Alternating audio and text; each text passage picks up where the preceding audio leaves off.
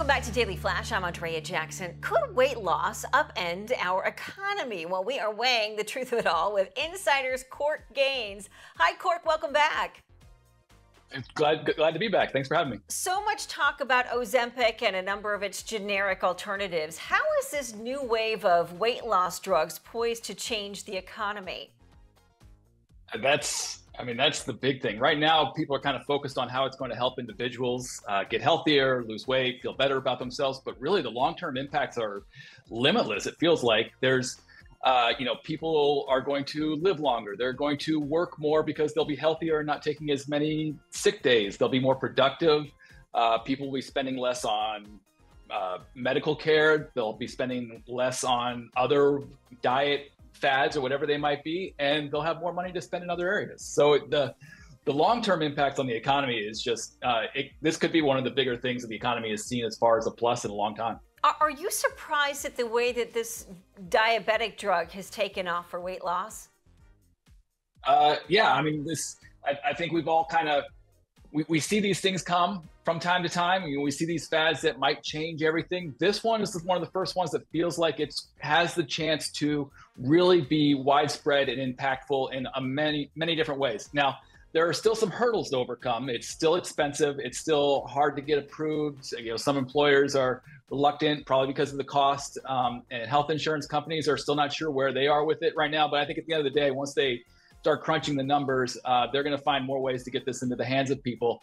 And the more widespread it becomes, and the more people start using it instead of right now, maybe just the wealthier people or the people that are suffering from diabetes, there's going to be really strong impacts on people and ultimately on the economy.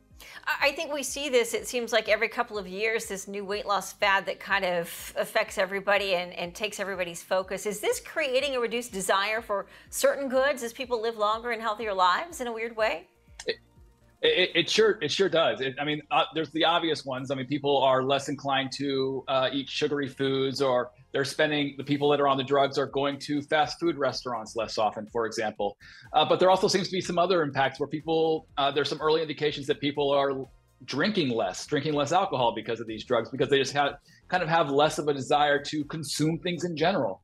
And so all of these things are going to lead to kind of changes in the way that people consume products. And, there are early signs, for example, from Walmart, who has been tracking this sort of thing and sees that people are purchasing fewer calories that are on the drugs, but at the same time, they're actually spending more at the store. So it seems like these people are still buying foods and stuff. They're just buying healthier for you products.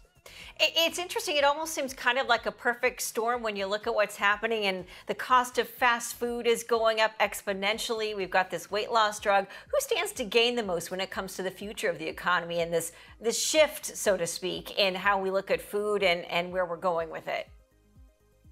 Ultimately, you could say everybody. The direct first line of impact that benefits are going to be, like I said, those better for you products, people that are selling healthier foods because there's less desire for sugary foods and stuff like that, maybe less desire for sodas, and maybe more people start going to sugarless sodas or seltzer waters or whatever it might be.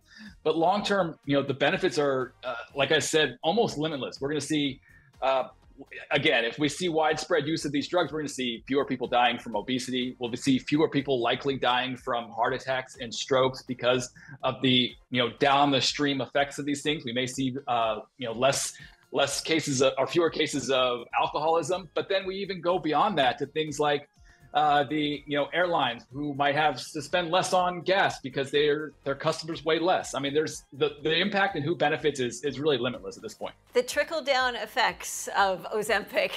We'll see what happens. Cork, always great to see you. Thank you so much. For more information on this story and more, check out insider.com.